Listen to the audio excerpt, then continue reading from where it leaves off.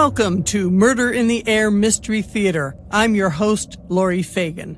This is the final episode, number 31, in Season 2 of this podcast series, where I've been talking to authors who then read their mystery, suspense, or thriller short stories, or a chapter from their published books.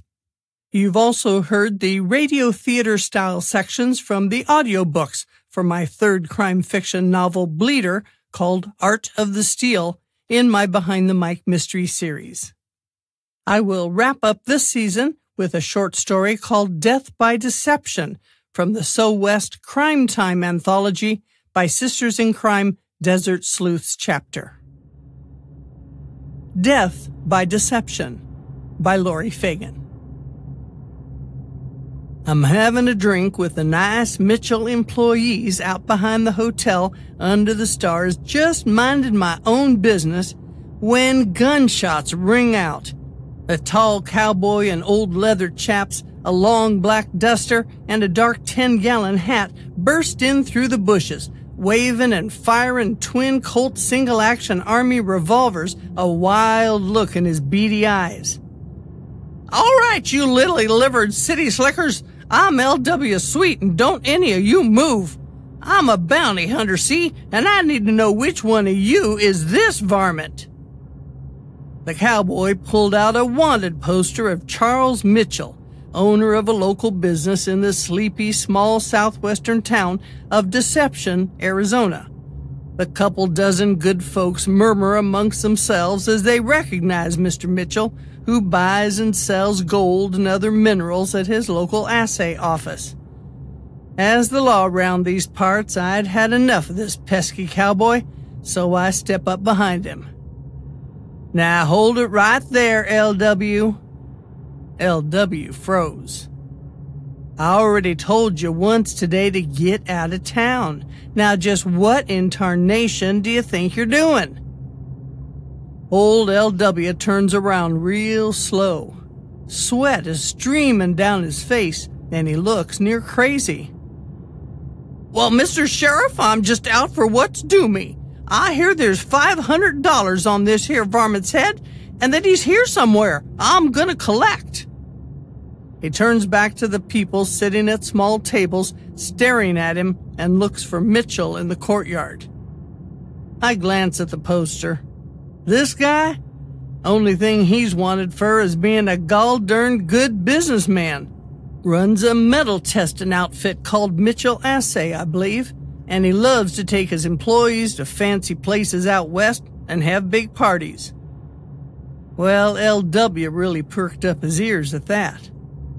"Oh, yeah? Well, what kind of metals is he into?" "I hear tell it's gold, even diamonds, that kind of stuff." "Well, I know a few things about jewels." "Hold it right there. I'm tired of repeating myself. I want you gone." Now, I realize all the nice people are watching us pretty close like, so I calm myself down. "L.W., I'm gonna be sociable and let you have a drink at the saloon before you leave. But only one drink, and then I want you to make yourself as scarce as whiskers on a baby. I better not see you again." "Oh, yeah?" He waves those dang guns around. "Or what?" "This here badge means I can do anything I damn well please. Besides, I heard there might be a bounty on your head, so don't cross me." That old cowboy knows I'm right, 'cause he gets real nice. "Anything you say, Sheriff. One drink and I'm gone."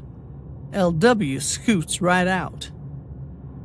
I squint at the hotel's roomers, whose eyes are as big as full harvest moons. "Sorry about that, folks. Don't pay him no mind. Just be at the Silver Bullet Saloon right at 7, 'cause we got a big surprise for you." Them folks settle down and go back to drinking. I head to the office to see my deputy for checking in on the arrangements for this big whoop-to-do at the saloon. Bits of nervous laughter scattered across the outdoor patio, and pretty soon all the employees of Mitchell Fine Jewelry were chatting excitedly about the scene that had just unfolded in front of them over cocktails in the lush courtyard at the swanky Arizona Biltmore Hotel in Phoenix. "Hey, Mr. Mitchell!" Tom, the head of sales and marketing, yelled from across the open area. "That was a good photo of you on that wanted poster." Charles Mitchell, a rotund man in his 60s, smiled and waved as if to say, "Oh, go on." Those around him laughed and helped themselves to appetizers offered by a waiter. "Is this one of those interactive murder mystery plays?" asked Denise from accounting. "I've never seen one." That's what Stephanie in public relations must have meant when she said to pay attention to clues tonight, replied Renee, a tall blonde sitting next to her. "Don't know about you, but I'd like more clues about that handsome sheriff."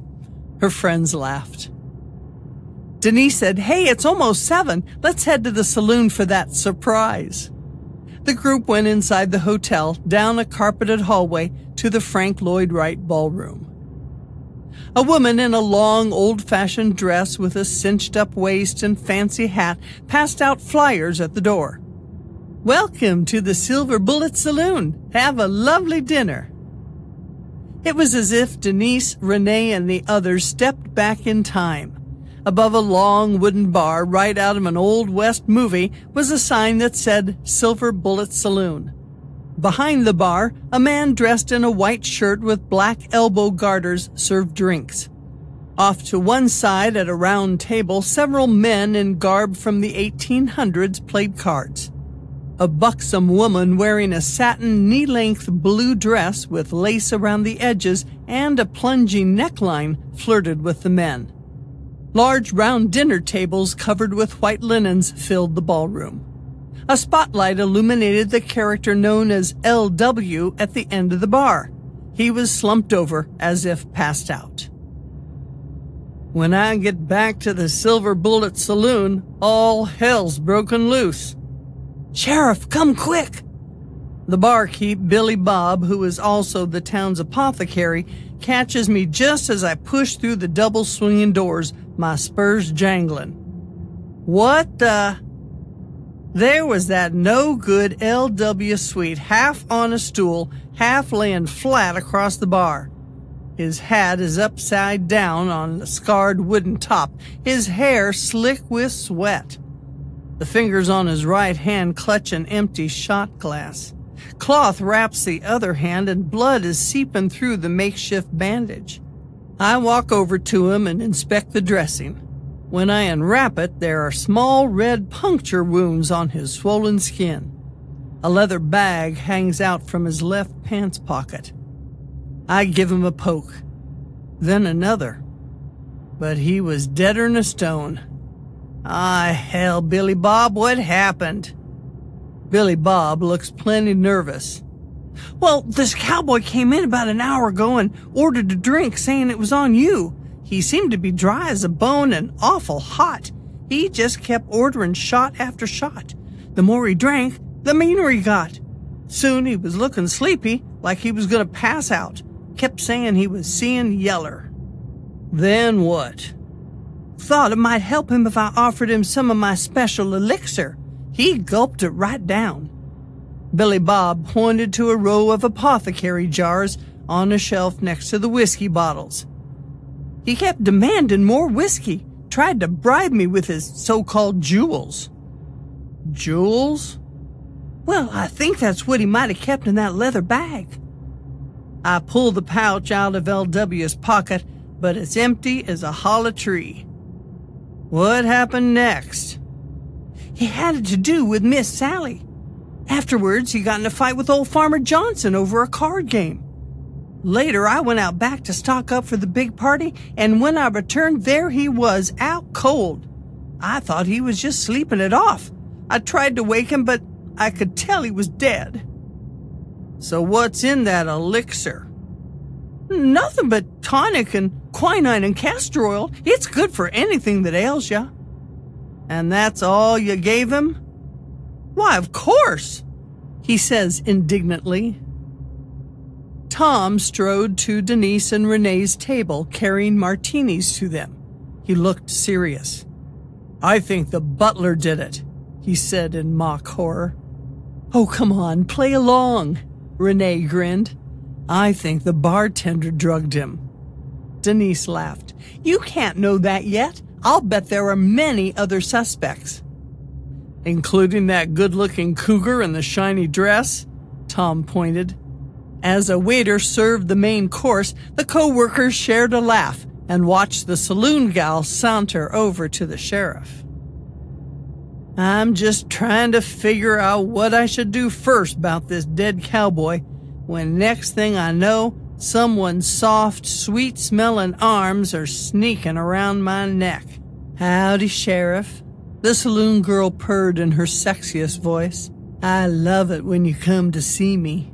Long, dark hair curls down to this gal's ample breasts, barely covered by a dangerously low-cut dress.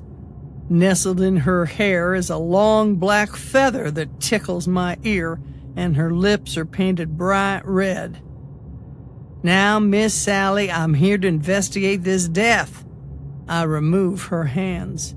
"You know anything about it?" "Me?" Miss Sally said with fake surprise. "How would I?" "I hear you had a little row with L.W. "Is that his name?"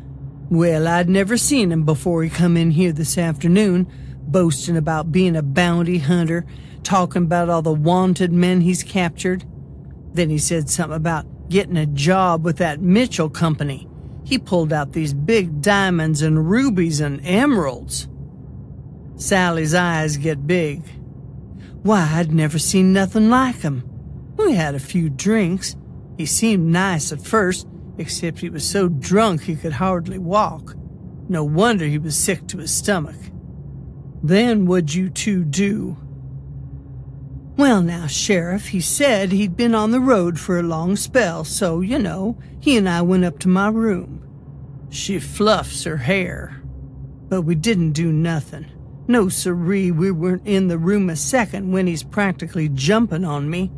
And you know, Sheriff, how I like to get to know a man first." She strokes the side of my face. "Well, he wouldn't quit, so I kicked him out."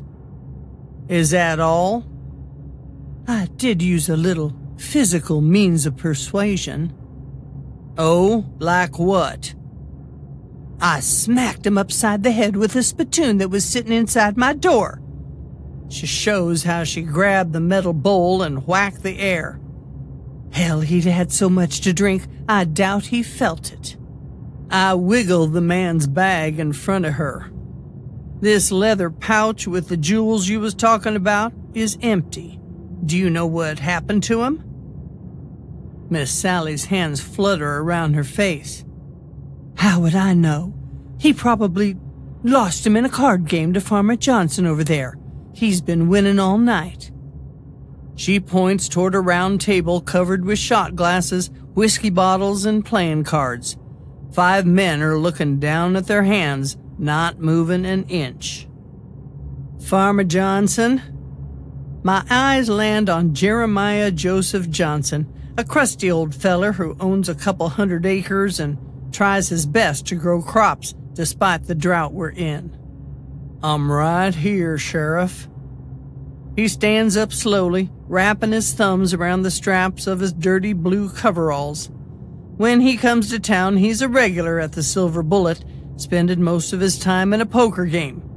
He has no woman at home and enjoys visiting with the folks at the saloon while putting back his share of whiskey. "Would you tell me what you saw this afternoon?" Farmer Johnson gives a longing look towards Miss Sally, then turns to me. He looks a little jealous. "Well, that cowboy was carrying on with Miss Sally, and pretty soon they went upstairs. But a few minutes later there's a ruckus, and he came down from her room." "So then what happened?" Johnson strokes his stubbly chin. "I'm just sitting here playing cards when he comes stumbling down the stairs. He was a mess after hitting the whiskey hard at the bar. He come over and asked to play cards, so I said sure, but pretty soon his cash is getting low. Farmer Johnson gets a downright smug look on his face and runs his fingers over his 4-day beard. He wasn't a good player, lost all his money, so he pulls out this old pouch and tried to ante up with a bunch of colored rocks. Hell, I didn't know if they was real, but I figured one hand wouldn't hurt. Next thing I know, he's pulling an ace right out of his sleeve. Wasn't even slick about it. Hell, he was too drunk. Well, that got my goat and, well, maybe I said some things I shouldn't have. Like what? Farmer Johnson removes his hat and rolls it around in his hands. I guess I said something about if he cheated me again, I'd have to do something about it. Something meaning? Well, dang, what anybody else would have done if they'd have been cheated. I told him I'd kill him, but I didn't, honest. I swear I didn't.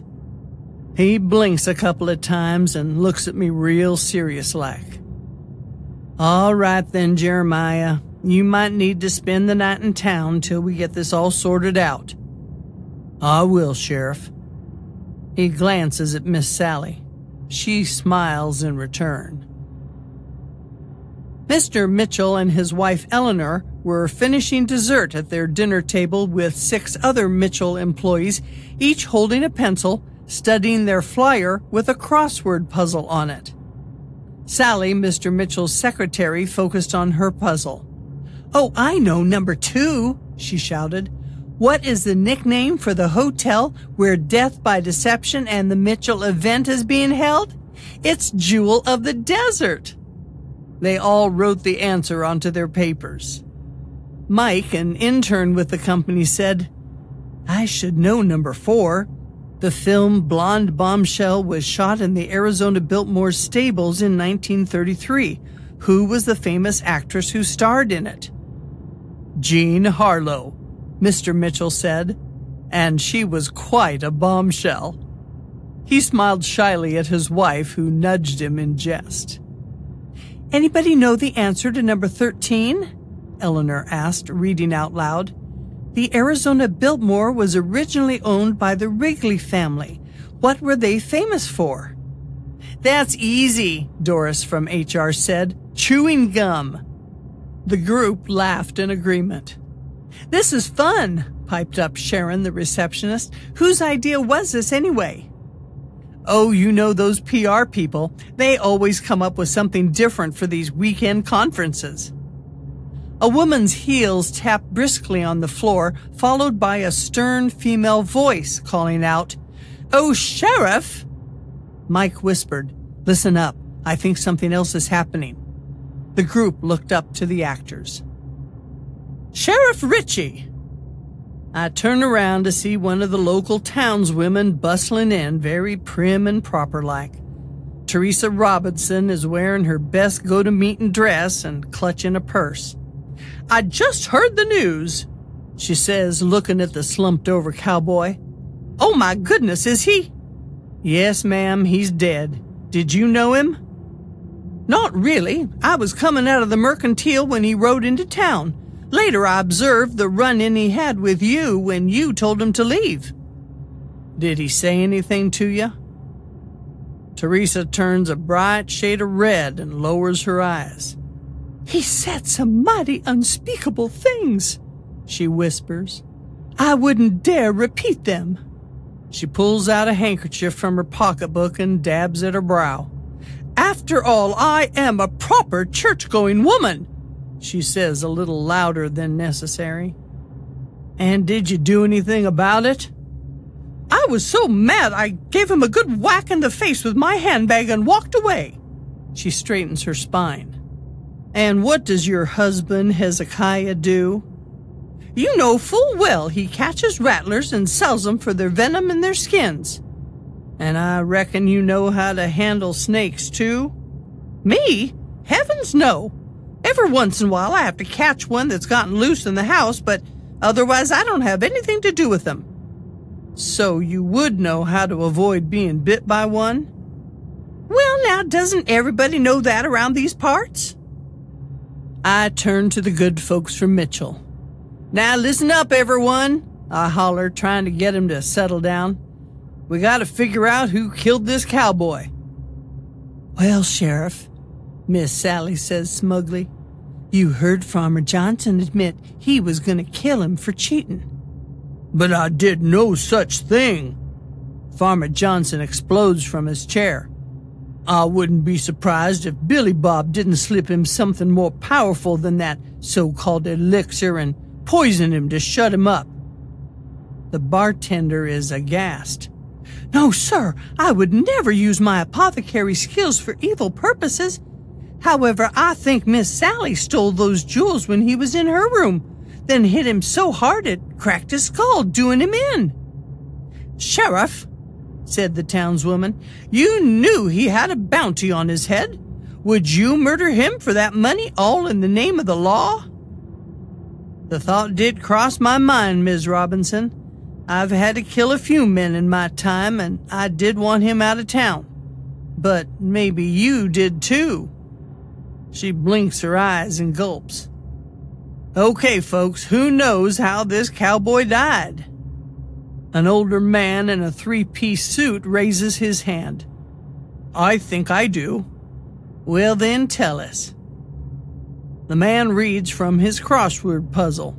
While several people wanted to kill him, none of them did.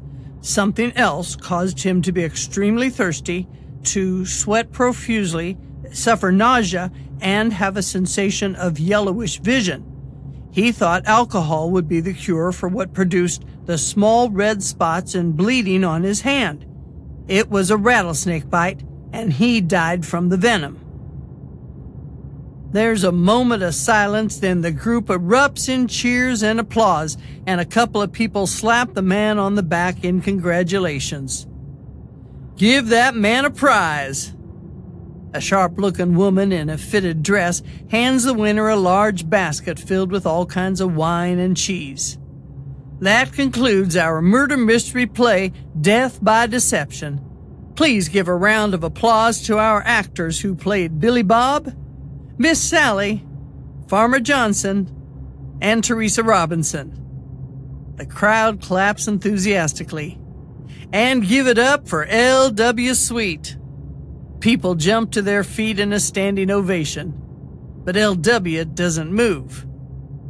L.W. Sweet, I said again, but still the cowboy didn't budge. He's just staying in character, folks. I hurry to the bar and give L.W.'s shoulder a shake. He feels rigid and cold to the touch.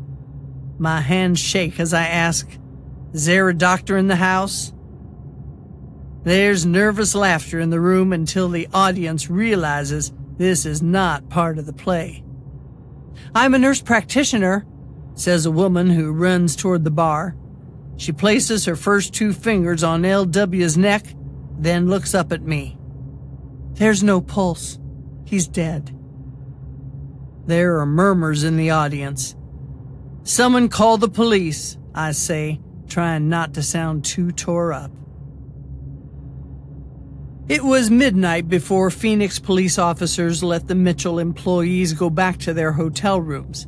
Detectives kept the four other actors and me in the ballroom, and our shaken producer, Lisa, who had been in the audience, joined us. Maybe it was just natural causes, she whispered. You suppose Lenny had a heart condition or something? The Maricopa County medical examiner wrapped up his inspection of the body and conferred with a weary detective, Al Whitney, who jotted something on his small notepad. He joined us where we sat, still in our costumes. The medical examiner estimated the time of death of Lenny Olson between 7 and 9 this evening, Whitney said. Who was the last one to see him alive? Bob Taylor, the actor who played Billy Bob, spoke first. I saw him just a few minutes before 7. He finished drinking a bottle of water and got into place. But he did mention about being extra tired and having a stomachache. I just figured he picked up a flu bug. The detective took notes. Anybody know what might have made him sick? Probably from too many donuts while we were rehearsing, Teresa, who played the townswoman, grumbled. Who brought the food for the actors? Whitney asked. I did, Lisa squeaked, but they're all commercially prepared items. Someone could have slipped something into that water, I suppose, the detective said. He paused and referred to his notes. The ME says the purported snake bite was just special effects makeup, and he won't be able to check Mr. Olson's stomach contents until he gets him back to the lab. But he noted a rather large contusion on the victim's head. He turned toward Sally. Sally Rogers, did you actually hit the victim with that spittoon? Oh, of course not, Sally huffed. That's just part of the story. An officer approached carrying a large brass vessel. Detective, this might be the weapon in question. His fingers pointed out a deep depression in the metal. M.E. says the indentation right here was similar to that of the Vic's head wound. The officer also handed him a small clear plastic sack that the detective examined. No, that's an old prop. Of course it has lots of dents in it, Sally exclaimed. I understand you didn't like the guy who played L.W. very much. Another actor said Lenny was always coming on to you and other women in the production. Is that right, Sally? Sally turned a deep shade of red. He wouldn't keep his hands to himself, she said through clenched teeth. I had to pull him off a young production assistant he was groping during rehearsal last week. Another police officer brought a nearly empty water bottle to Detective Whitney, whispering something in his ear and pointing to the bottle. He also had a paper test strip he showed the detective. Good work, Edwards. The detective flipped a few pages in his pad. Teresa Thomas, you say you work in a doctor's office. Part-time, Teresa answered. So you would have access to syringes. I'm just a receptionist. I don't give shots or anything. That's not what I asked, Whitney said. Did this actor, Lenny, also make unwelcome advances toward you? He does that to every female he meets. Are you the same Teresa Thomas who filed sexual assault charges against Mr. Olson 3 months ago? I didn't want him preying on other women. The detective nodded. All right, gentlemen, you are free to go. You too, Ms. Powers. But don't leave town, you understand? Tom, Bob, and Lisa hurried out, but I turned back when I heard, Ladies, you are coming downtown with me. Sally shot a glance at Teresa. What? Why? Sally sputtered. Ms. Thomas, we found a tiny hole in this water bottle. I believe you injected a poisonous solution into Olson's water. He waved the small plastic bag. And Ms. Rogers, we also found a couple of hairs, most likely from the Vic's head on that spittoon. Detective Whitney pulled a pair of handcuffs from his waistband and nodded to an officer to do the same. Hey, sexual harassment is serious, Whitney said, but you should have just got him prosecuted, not killed him. Sally Rogers and Teresa Thomas, you are under arrest for the murder of Lenny Olson. You have the right to remain silent. Anything you say may be used in a court of law. The end. That was my short story called Death by Deception that was adapted from a corporate murder mystery play I wrote and performed with other actors at the Arizona Biltmore. It was published in the So West Crime Time anthology by Sisters in Crime Desert Sleuths chapter. It's available on Amazon, and you can go to my Amazon author page to find it. Click on the link below.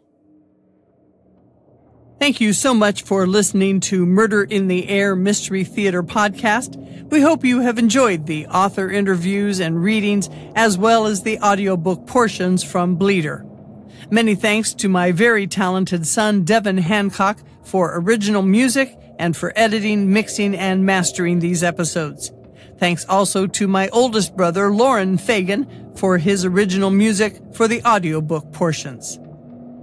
If you're listening on the podcast platform of your choice, please subscribe and leave a review or provide us with feedback. If you're on YouTube at Read Laurie Fagen, please subscribe, give us a thumbs up, and click on the bell to be notified when a new episode has been released. And for some freebies, check out our Patreon page at Murder in the Air Mystery Theater. For more information, you can visit readlauriefagen.com. Thanks so much for listening. This concludes the Murder in the Air Mystery Theater podcast, for now anyway. Who knows? Someday we might find more murder in the air.